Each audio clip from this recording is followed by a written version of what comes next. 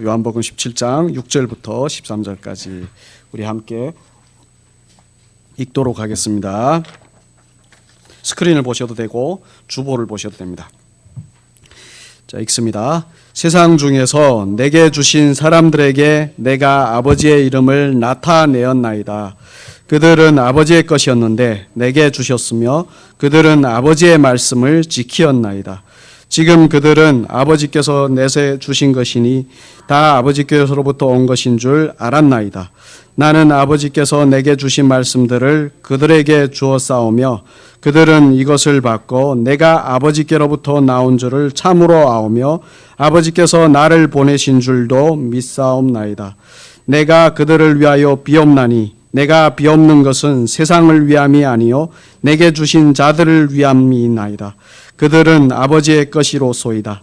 내 것은 다 아버지의 것이요 아버지의 것은 내 것이온데 내가 그들로 말미암아 영광을 받았나이다.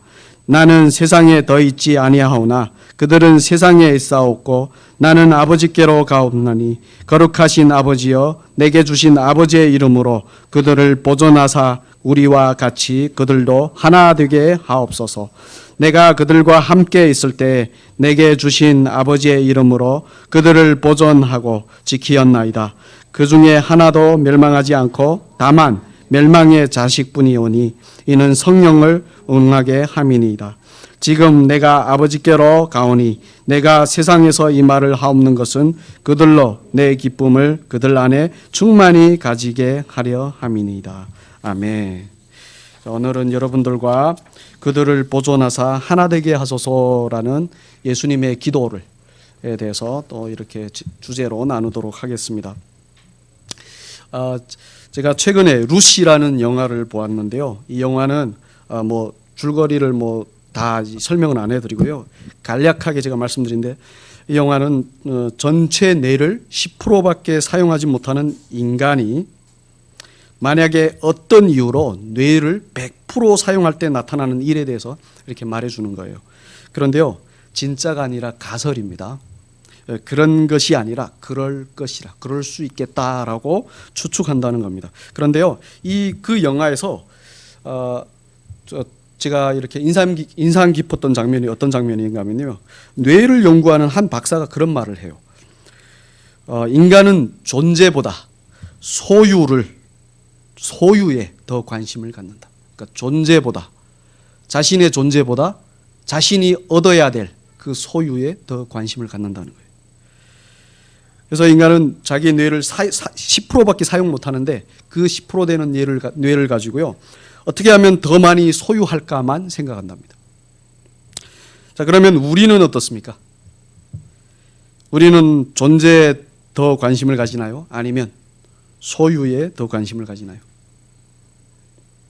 만약에 보여지고 있는 그대로의 자신을 즐거워하면 그건 존재에 더 관심을 갖는 겁니다. 그러나 어떤 것을 행하거나 아니면 성취하거나 남들보다 더 가지거나 더 잘나감으로 남들로부터 인정을 받는 것으로 이렇게 자기를 즐기면 그것은 소유에 더 관심을 가지는 것입니다. 예를 들어서 여러분은 자신을 소개할 때 어떻게 소개하십니까? 혹시 나는 하나님의 사랑을 받는 누구입니다 라고 자신을 소개하나요? 그런 사람 한 명도 없죠? 왜냐하면 그렇게 자기를 소개하는 사람이 없기 때문에 없고요. 그리고 그렇게 소개하면 다른 사람들이 이상하게 쳐다볼까 봐 그렇게 소개 안 합니다. 우리는 대체로 우리 자신을 소개할 때 우리들의 직업이나 직책 등등 무슨 일을 하는 사람으로 소개를 해요. 그 이유는 바로 우리는 우리의 존재보다 우리의 소유에 더 관심을 가지기 때문입니다. 왜냐하면 소유가 우리에게 행복을 주는 줄로 여기기 때문이에요. 그게 나인 줄로 생각하고 있어요. 그런데요, 소유가 우리 자신이 아닙니다.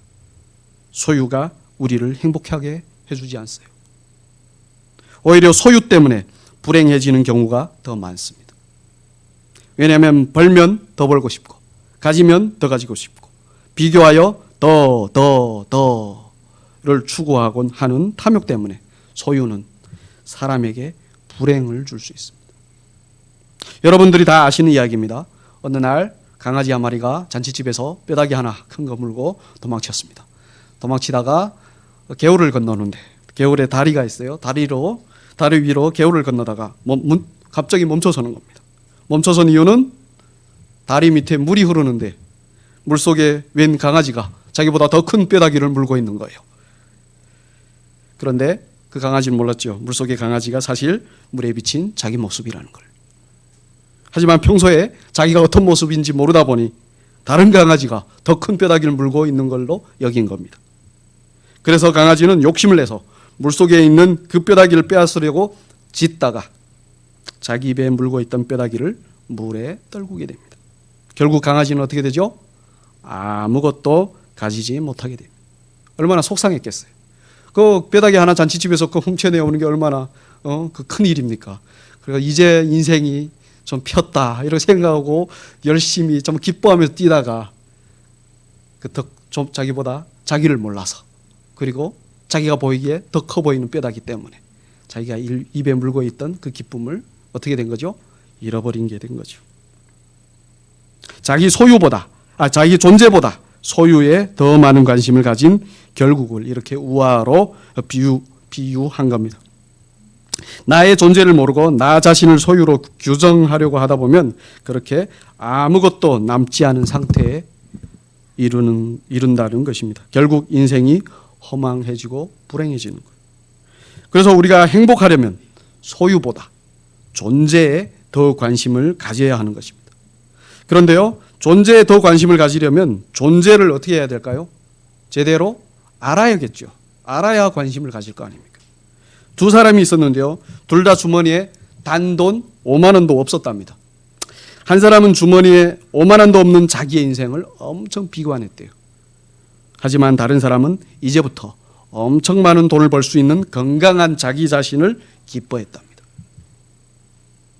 누가 행복한지 아시겠죠?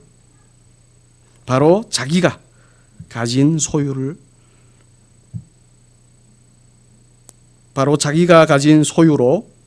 정의한 자기 자신이 아닌 있는 그대로의 자기 자신을 제대로 안 사람이 더 행복하다는 거예요. 그래서 우리는 우리 자신을 제대로 알아야 합니다. 자, 우리는 어떤 존재입니까?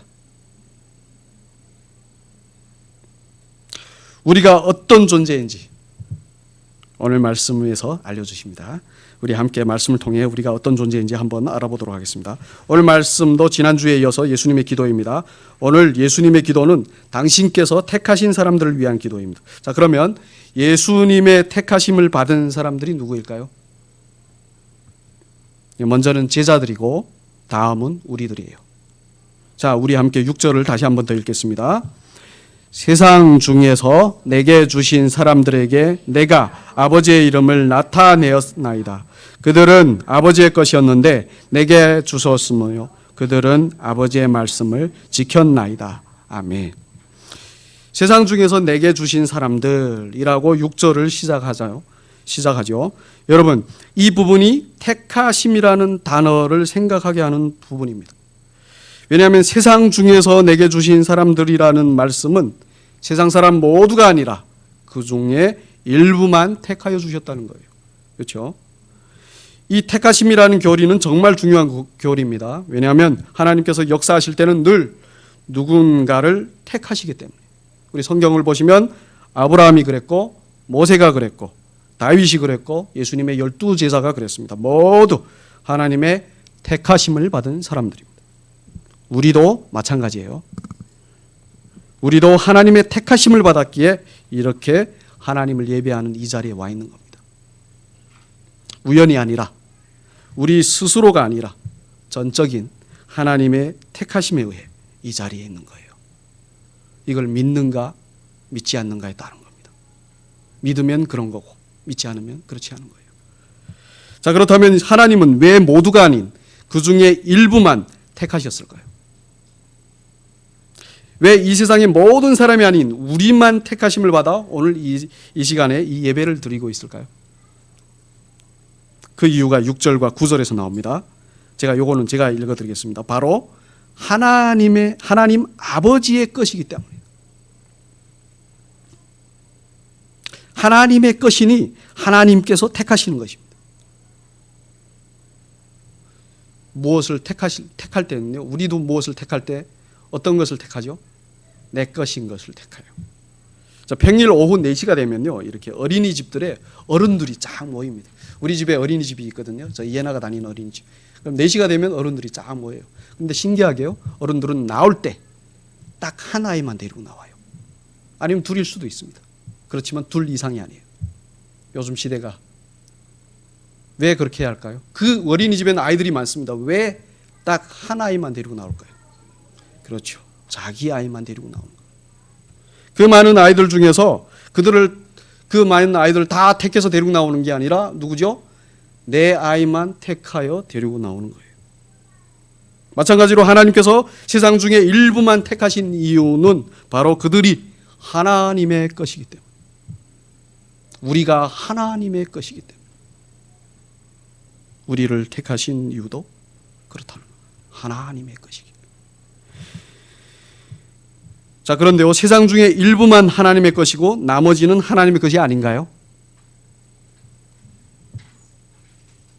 그렇지 않습니다. 세상, 더 나아가 우주 만물이 다 하나님 거예요. 하나님이 창조하셨으니까. 그런데 사람들이 그걸 인정하지 않는 거죠. 사람이 그거를 다 하나님 것인데 누구만 그거를 인정하지 않죠? 세상만 그걸 인정하지 않는 것입니다. 솔직히 우리들도 원래 다 그랬어요. 그런데 그 중에서 하나님이 우리만 택하신 겁니다. 그런데 그 택하실 때 다른 이들보다 뭔가 특별해서 택하셨을까요? 아니면 뭔가 잘나서 이들을 택하셨을까요? 아닙니다. 다른 이들보다 특별해서 잘나서가 아니라 아니에요. 자, 그러면 그 택하심의 조건이 무엇일까요? 네, 그것은 바로 그들이 다른 이들보다 열등하기 때문에 택하셨어요. 열등하기 때문에. 이 열등하다는 말은요, 그 마음의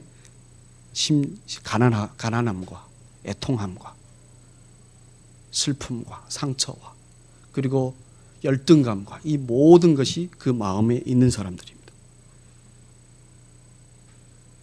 이를 고린도전서 1장 28절부터 29절에서 말씀하시는데요. 한번 띄워주십시오. 우리 함께 읽도록 하겠습니다. 그러나 하나님께서 세상에 미련한 것들을 부끄럽게 하려 하시려고 세상에 약한 것들을 택하사 강한 것들을 부끄럽게 하려 하시며, 하나님께서 세상에 천한 것들과 멸시받는 것들과 없는 것들을 택하사 있는 것들을 폐하려 하시나니 이는 아무 육체도 하나님 앞에서 자랑하지 못하게 하려 함이라. 27절부터 29절까지죠. 하나님께서 택하신 자들은 세상에서 어떤 자들이죠? 가장 미련하고 약하고 천하고 멸시받고 가진 것이 없는 것들이라고 합니다. 그 이유가 바로 29절에서 나옵니다. 뭐죠? 택하심에 대해 자랑하지 못하게 하게. 세상에서는요, 조금만 특별하거나 잘나서 택함을 받으면 자랑을 해요, 세상 사람들. 그러나 하나님께서 택하신 자들은 세상처럼 자랑할 것이 없습니다. 세상에서는 누군가를 선택할 때 남들보다 좀 더 나은 조건을 봅니다. 그러나 하나님께서 택하실 때는 그렇지 않습니다. 하나님의 영광을 위해 택하셔요. 그러니 세상에서 가장 못난 존재들을 택하시는 것입니다. 왜냐하면 그래야 하나님의 영광이 드러나는 거예요. 왜냐하면 잘난 이들을 택하면 어떻게 될까요? 하나님의 영광을 가로막아요. 하나님이 필요한 존재들, 하나님을 갈구하는 존재들, 그들은 세상에서 정말 약한 존재들이에요. 그들을 선택하신 이유는 그들을 통해서 하나님의 영광을 드러내기 위해서. 그래서 택하심의 조건과 목적은 바로 하나님의 영광을 위한 것입니다. 이것을 10절에서 나옵니다. 우리 함께 읽겠습니다. 10절을. 내 것은 다 아버지의 것이요 아버지의 것은 내 것이온데 내가 그들로 말미암아 영광을 받았나이다. 아멘. 우리들을 택하신 이유가 바로 우리가 하나님의 것이고 또한 우리로 말미암아 영광을 받으시기 위해서. 그렇습니다. 사람이 원래 창조된 목적과 택함을 받은 목적 모두 하나님의 영광을 위해서입니다. 그러나 하나님께서 먹지 말라고 한 그 선악과를 따먹고 스스로 하나님처럼 된 사람은 그 인생의 목적을 더 이상 하나님의 영광이 아닌 무엇이죠? 자기의 영광을 위해 세웁니다. 하지만 하나님의 택하심을 받은 사람들은 다르죠. 원래 그들도 그랬습니다. 그렇지만 택하심을 받은 후부터 달라집니다. 자기의 영광에서 다시 하나님의 영광을 목적하여 인생을 살게 됩니다. 그래서 세상에서 하나님이 일부를 택하셨다고 하셨잖아요.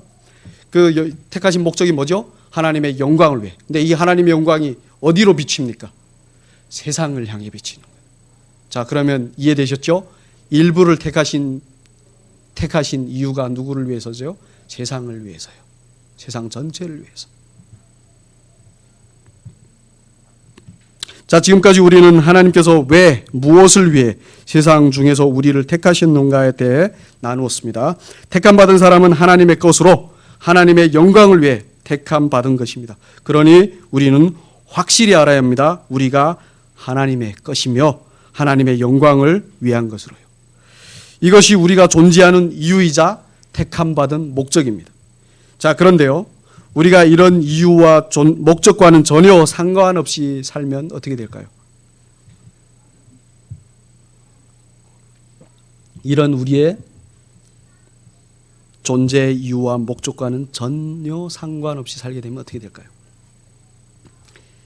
나 자신을 하나님과 상관없는 존재로 여기고 인생을 나 스스로의 영광을 위해 살면 어떻게 될까요? 성경에서는 멸망할 것이라고 하십니다. 예를 들어 이 마이크는 제 손에 있을 때 제가 말하는 소리를 더 크게 내는 것이 이것의 존재 이유이고 목적이에요. 그런데요, 제 손을 떠나서 망치질 하는 사람의 손에 들어가서 망치처럼 쓰인다면 어떻게 될까요? 결국 산산조각 나서 다 망가져 버릴 것입니다. 이거와 같은 의미입니다. 하나님과 상관없이 자기의 영광을 위해 사는 사람의 결국이 그렇게 될 수 있어요. 그러니 우리는 우리가 하나님의 것이며 하나님의 영광을 위해 택함 받았다는 것을 꼭 기억해야 합니다. 그 기억으로 우리가 온전히 돌아올 수 있어요. 자, 그러면 우리가 택함 받았다는 증거가 무엇일까요? 자, 제가 지금까지 우리는 택함 받았다 하는데 좋습니다. 그럼 그 택함 받은 증거가 뭡니까? 라고 질문하시나요? 아니면 저만 합니까? 궁금하지 않으세요? 네, 그 증거가 바로 이 세 가지입니다. 택함 받았다는 첫 번째 증거는 바로 하나님의 말씀을 지킨다는 것입니다. 자, 이를 6절에서 말씀합니다. 우리 함께 읽겠습니다.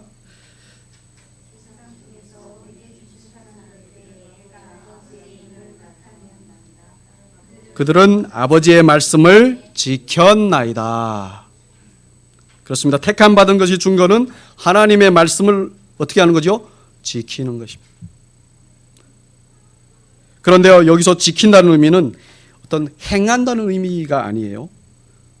말씀을 듣고 마음에 간직한다는 의미입니다. 자, 말씀을 듣고 마음에 간직하면 어떤 일이 일어날까요? 자, 말씀을 듣고 하나님에 대해 들었어요. 그리고 마음에 품고 있으면 어떤 일이 일어날까요? 하나님에 대해서 생각하고 더 알게 되는 거예요. 그래서 택함 받았다는 두 번째 증거는 바로 말씀을 통해 하나님과 예수님에 대해 안다는 것입니다. 자, 이를 7절에서 말씀합니다. 우리 함께 읽겠습니다. 지금 그들은 아버지께서 내게 주신 것이 다 아버지께로부터 온 것인 줄 알았나이다. 아멘. 다시 말씀드리지만 하나님의 말씀을 듣고 마음에 간직하면 하나님 아버지와 예수님을 알게 됩니다. 처음에는 잘 모르죠. 그렇지만 간직하고 있으면 하나님 은혜로 알게 되는 거예요. 그 말씀을 통해서. 예수님의 모든 것이 다 아버지께로부터 온 것을 아는 것입니다. 말씀을 지키면요. 자, 하나님과 예수님에 대해 우리가 알면 우리는 어떻게 할까요? 그 다음에 믿게 되는 겁니다. 자, 그래서 택함 받았다는 마지막 증거는 바로 믿는 것입니다. 이를 8절에서 말씀합니다. 우리 함께 읽겠습니다.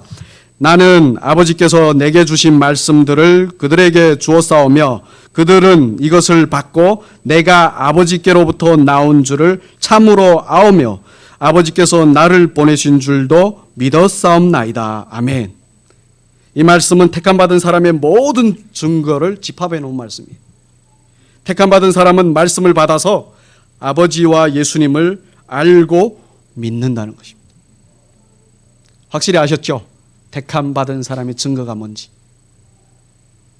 마치 땅에 씨를 뿌리면요, 땅이 씨를 품고 간직하다가 씨가 발하여 싹을 내고 자라서 열매를 맺으면 그 작물이 무엇인지 우리는 알게 되죠. 그리고 그 열매를 거두는 것처럼 택함을 받은 우리도 말씀을 마음에 간직하면 말씀이 우리에게 하나님에 대해 알려주시고 자연히 우리가 하나님을 믿는 열매를 우리 안에서 맺게 되는 거예요. 그래서 택함받은 증거는 바로 말씀을 듣고 지켜 하나님을 알고 믿는 것이다. 다른 것이 아닙니다, 여러분. 다른 것이 아니에요. 많은 사람들이 나는 택함받았네 하는데 그 증거가 뭔지 모르요. 이게 바로 증거입니다. 오늘 말씀. 그런데 예수님은 그렇게 택함받은 우리들을 위해서 어떻게 하시나요? 택함받은 우리를 위해서 기도하시잖아요. 지금 오늘 말씀이 예수님이 우리를 위해서 하신 기도예요. 그래서 택함받은 사람은 예수님께서 기도해 주십니다. 여러분 상상해 보십시오. 우리를 위해서 예수님께서 늘 기도해 주세요. 그래서 우리가 존재하는 거예요. 예수님의 기도 때문에. 예수님은 지금도 앞으로도 계속해서 하나님 우편에서 우리를 위해서 기도하고 계세요. 자, 그러면 우리의 무엇을 위해서 기도하실까요? 그 내용이 11절에 나옵니다. 우리 함께 읽겠습니다. 나는 세상에 더 있지 아니하오나 그들은 세상에 있사옵고 나는 아버지께로 가옵나니 거룩하신 아버지여 내게 주신 아버지의 이름으로 그들을 보존하사 우리와 같이 그들도 하나 되게 하옵소서. 아멘. 기도하는 내용이 뭐죠? 우리를 보존하시고 하나님의 이름으로, 그 위대한 이름으로 우리를 보존하시고 하나님과 예수님이 하나 된 것처럼 우리도 하나 되게 하시는, 그것을 위해서 기도하시는. 그리고 13절을 보시면 주님이 그렇게 우리를 위해 기도하신 이유가 나와요. 뭐죠? 바로 주님의 기쁨이 우리에게 충만하도록 하기 위함이라고 하십니다. 사람의 인생에는 기쁨이 별로 없습니다. 그래서 주님은 택함받은 우리에게 주님의 영원한 기쁨이 있도록 기도해 주시는 거예요. 주님이 우리에게 바라시는 것은 바로 우리가 항상 기뻐하는 거예요. 이 세상에 어떤 신이 그리고 어떤 존재가 우리가 그렇게 기뻐하기를 원하겠습니까? 그렇죠? 아무도 없습니다. 오직 하나님만, 우리 예수 그리스도만 우리가 기뻐하길 원하십니다. 우리의 삶을 보면 기쁨보다 슬픔이나 애통이나 불평, 불만이나 분노가 더 많아요. 그러니 어떻게 행복하겠어요? 그래서 예수님은 우리가 기뻐하기를 기도하신 것입니다. 그것도 예수님의 기쁨으로 충만하기를 기도하신 것입니다. 그래서 우리는 기쁠 수 있어요. 축복받은 우리의 존재를 알므로 우리는 그 기쁨을, 예수님의 기쁨을 소유할 수 있습니다. 여러분 아까 제가 말씀드렸죠? 존재에 더 관심을 가지라. 그렇지만 인간은 소유에 집착하는 존재입니다. 근데 그 소유의 결국이 뭐죠? 행복이에요. 행복이 기쁨입니다. 예수님이 이걸 다 주시겠다는 거예요. 그래, 너희들은 소유에 더 관심을 갖는데 그 소유를 이렇게 얻는 거야. 바로 뭐죠? 축복받았다는 너희의 존재를 알아서 그 기쁨을 소유하는 거야 라고 알려주시는 거예요. 오늘 말씀 통해서. 우리는 오늘 우리 존재에 대해 더 관심을 가져야 됩니다 하고 말씀을 듣고 나가서 또 우리의 소유를 생각해요. 내가 어떤 존재가 되고 또 기분 나빴던 일 아니면 더 뭘 가지고 싶은 거 이런 것들만 생각을 해요. 도루묵이에요. 돌아가요. 그래서 주님이 알려주신 그렇게 하지 말고 너희들이 바로 하나님의 사랑을 받은 그 축복받은 존재라는 것을 알아. 그러므로 얻는 그 기쁨, 그 소유, 그 행복이 훨씬 크단다.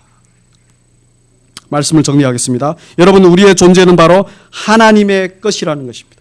우리가 택함 받은 목적은 바로 하나님의 영광을 위해서입니다. 기억하셔야 됩니다. 하나님의 영광을 위해 사는 삶은 하나님의 말씀을 통해 하나님을 알고 그분을 믿는 것입니다. 간단하죠? 하나님의 영광을 위해 사는 삶이 뭐죠? 하나님을 알고 그분을 믿는 거예요. 하나님의 영광을 외치면서 달려나가는 것이 아니라 그분을 알고 그분을 믿는 것. 거기서 시작돼요.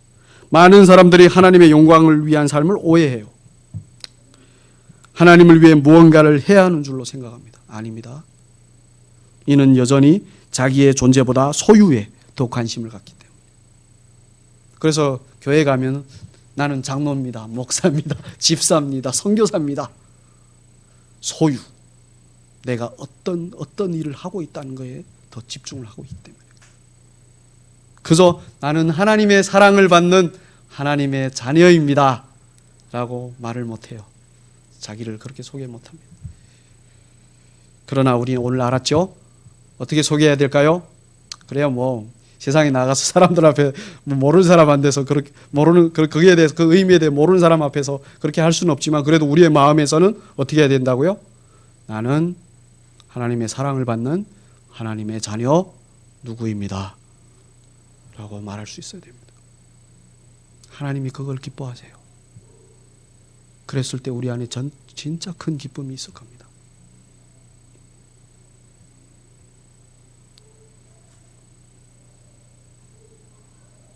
그래서 여러분, 이제부터 여러분 저를 따라서 말씀하십시오. 한번 연습해 보겠습니다. 우리는 하나님의 사랑을 받는 하나님의 자녀입니다. 우리는 하나님의 영광을 위해 이 세상에서 택함 받았습니다. 우리는 하나님의 보호를 받고 하나님의 사랑으로 하나 되었습니다. 우리는 하나님의 기쁨으로 충만합니다. 할렐루야, 아멘. 이 얼마나 감사합니까? 우리의 존재가 이런 존재라니 이 얼마나 영광입니까? 그렇잖아요. 그래서 우리가 이렇게 축복받은 존재예요. 이렇게 하나님의 사랑을 받는 하나님의 자녀들입니다. 그러니까 이 우리의 존재를 꼭 기억하십시오. 이 세상에 살면서 우리는 이를 기억함으로 이 세상을 이겨낼 수 있어요. 그랬을 때 우리가 진정으로 그 하나님이 주시려는 그 행복과 기쁨을 소유할 수 있습니다. 그런데 이 은혜는 누구로 인해서 받는 거죠? 그렇습니다. 예수님의 기도로. 예수님이 기도해 주시지 않으면 우리 절대 받을 수 없어요. 예수님이 이걸 위해서 기도하시잖아요. 이게 바로 하나님의 은혜예요. 그래서 우리 함께 지금 이 시간 이런 하나님의 은혜를 찬양하도록 하겠습니다. 하나님의